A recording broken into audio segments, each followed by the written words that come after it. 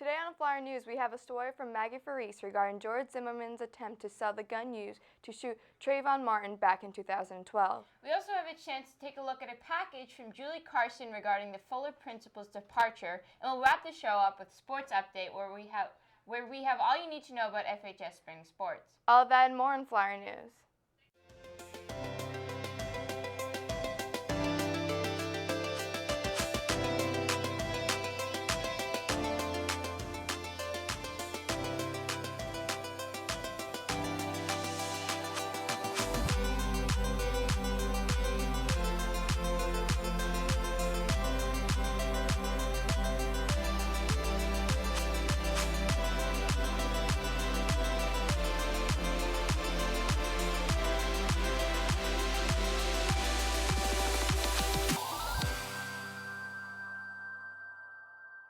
Good morning, Framingham High School, and welcome to another edition of Flyer News. I'm Alexine Bruno. And I'm Luma Villegas. Today is Friday, May 13th, of Day 5 with periods running BDCGF.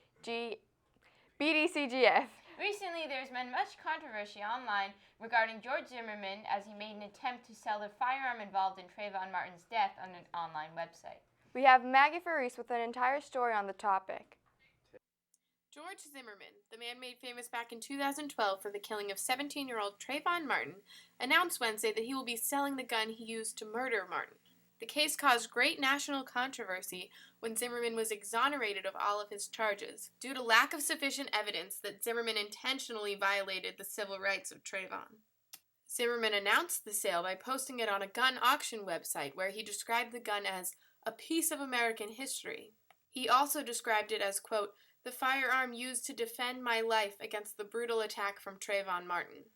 Zimmerman also interviewed with a local Florida news network where he described his reasons for the sale. What I've decided to do is not cower. I'm a free American, and I can do what I'd like with my possessions. Zimmerman has since taken the gun off the auction website and subsequently put it back on for sale, so it is unclear whether he will be selling it or not. This has been Maggie Faris reporting for Flyer News. Let's take it back to the desk.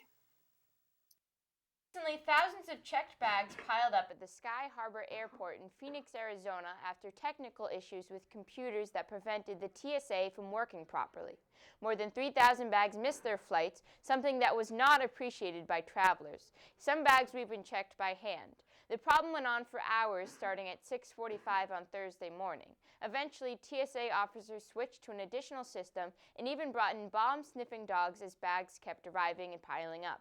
As the system began to boot back up, bags were returned to their owners and people were able to fly with ease again. A hearing will be held today at the Massachusetts State Police headquarters in Framingham. The hearing follows Wednesday's apprehension of suspect Richard Simone in Nashua, New Hampshire, as the actions showed in the news footage of the arrest is disturbing. Multiple officers were caught on video apparently striking the suspect, who was surrendering after a 50-mile high-speed car chase, and the suspect is heading back to Massachusetts to face charges. The 50-year-old suspect, a resident of Worcester, waived his right to an extraordinary hearing yesterday and will face multiple charges, including assault and battery with dangerous weapons, failure to stop for police, and larceny.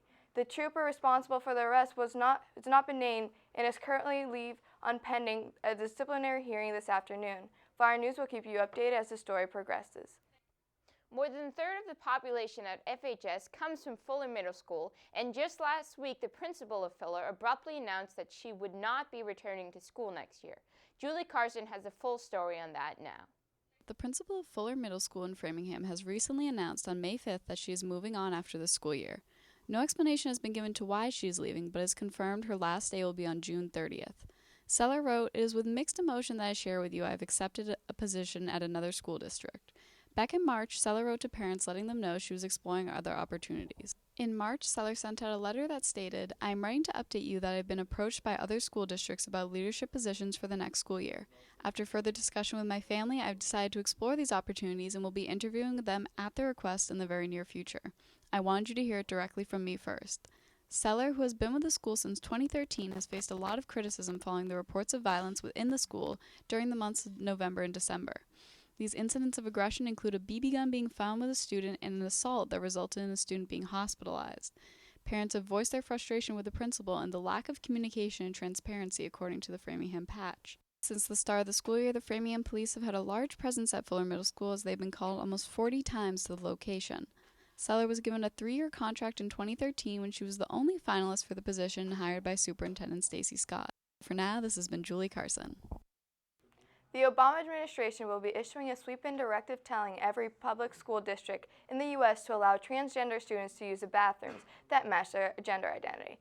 A letter to the school districts will be sent out on Friday. The declaration was signed by Justice and Education Department officials and describes what schools should do to ensure none of their students are discriminated against.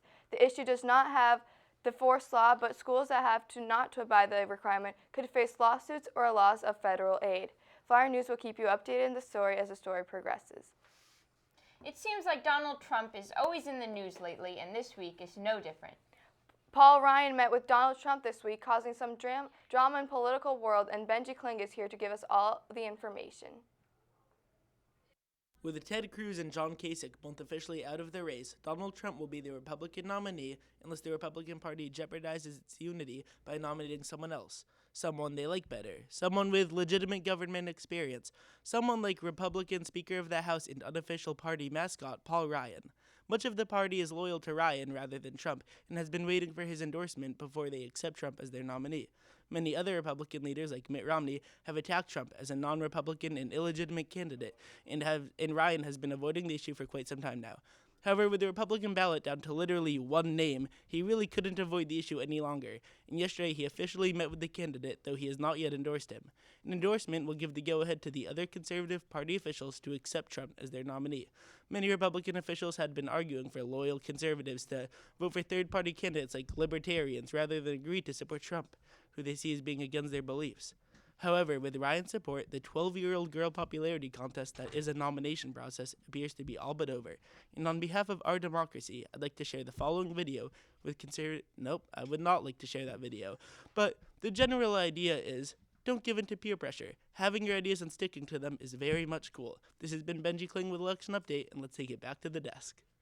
Up next on our show, we're going to have a chance to show you guys some kids who just really like sports. That's right. The whole school is excited to see what you and Patrick Cassidy have got up your sleeves with this week's episode. Take it away.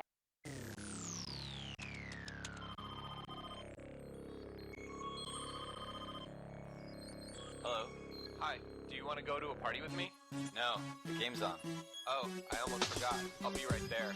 We like sports and we don't care who knows. From shooting hoops to the Super Bowl. We like sports and we don't care who knows. Football, tennis, hockey, golf. Good morning, Framingham High School, and welcome back to another episode of Sports Update. I'm Alexine Bruno. And I'm Patrick Cassidy. And on this week's episode, we're going to be talking about all of our softball, baseball, boys volleyball, Boys lacrosse, girls lacrosse, and tennis. That's right. So let's just hop right into this week's episode. Last Friday, boys volleyball beat Braintree 3-0, and Monday they beat Weymouth 3-0 as well, and the record now is 12-1. Unfortunately, on Tuesday, girls lacrosse lost to Walpole 15-13, and now their record stands at 10-3. Girls softball had a busy week this week. On Monday, beating Needham 10-6, beating Natick on Tuesday 15-4, and on Wednesday losing to Walpole, unfortunately 7-5, making their record now 7-8, and they have a game against St. Mary's on Friday, so come and support. With a loss on Monday to Needham and Wednesday to Walpole, boys baseball is looking to improve their record to 5-8 as the season continues. And on Tuesday against Brookline, as you can see here, Flyers won 3-2. Great game. Joe Mescal pitched a gem, and Jared Brockway goes 2 for 2 with a game-winning RBI. Boys lacrosse had a game on Tuesday against Walpole, which they unfortunately lost 13-6, making the record now 7-6. Tennis on Monday won 4-1, 5-0 on Tuesday, and 5-0 on Wednesday, because it's just that easy for them. With only a handful of games left for all the teams, they're all in the playoff push, where each team physically pushes towards the playoffs. That's right, and we're wishing them all good luck, and if you see them in the hallway, wish them some luck too, because they might need it, you know? I mean, that's all we have. I'm Alexine Bruno. And I'm Patrick Cassidy. Have a great day, FHS. We've reached the point in our show where we pledge the flag. And today we have Eric Charlin in the studio to lead us this morning. Make our country proud, Eric.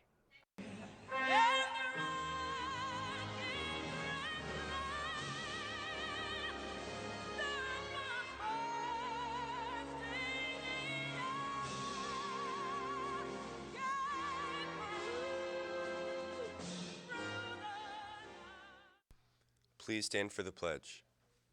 I pledge allegiance to the flag of the United States of America and to the republic for which it stands, one nation, under God, indivisible, with liberty and justice for all.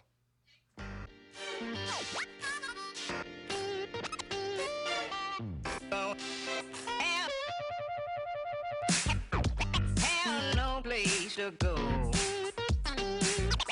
Have no place to go. Darling, have no place to go. Have no place to go. Good morning, FHS. Today's Friday the 13th, day 5 of period joining ADCGF. If you need community service hours, you can definitely attend the Callahan Center Spring Cleanup tomorrow at either 8:45 or 12:45 at Plymouth Church at 87 Edgell Road.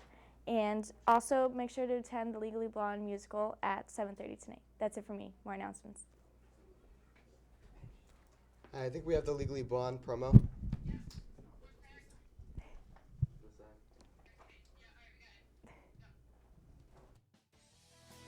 Oh, I have a 4.0. What, like it's hard?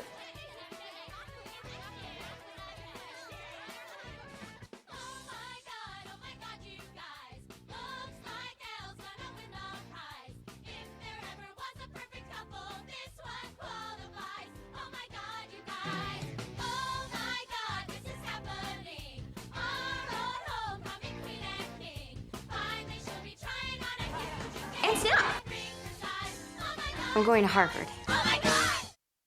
All right, so we had a great opening night last night. Thank you to all the students who came and wore pink. There's still 3 more chances to see the show, Friday and Saturday at 7:30 and Sunday at 2. Tickets are $14 online or in the CAF today, or $18 at the door, so we hope to see you there. Thank you. Hey guys, so this is an announcement about the yearbook. First of all, they are still on sale. Second of all, seniors, you need to get your senior quotes done if you have bought a book and if you've got your senior photos done.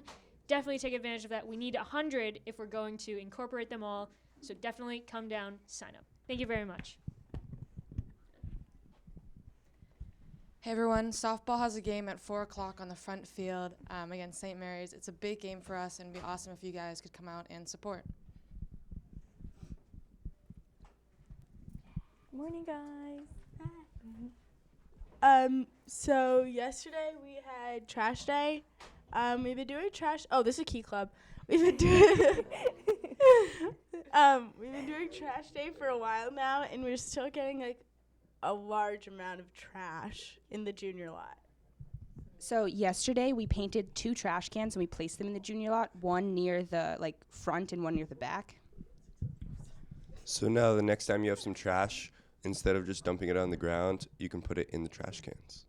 Thanks.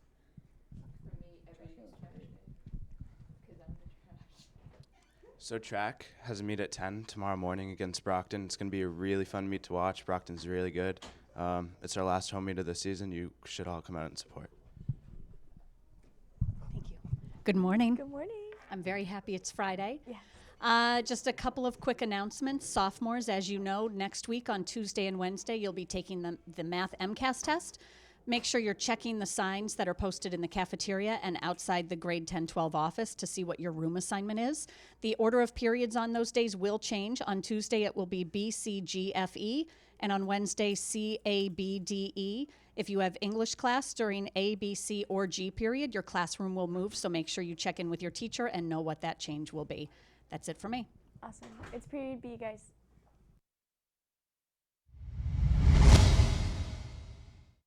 That's our show, FHS. If you wish to see us again, you can see this broadcast on channels 8 Comcast, 15 RCN, and 41 Verizon Fires at 5 and 8 o'clock p.m. You can also see this and other broadcasts on our YouTube channel. I'm Limo Villegas. And I'm Alexine Brino. Have a wonderful Friday, Framingham High.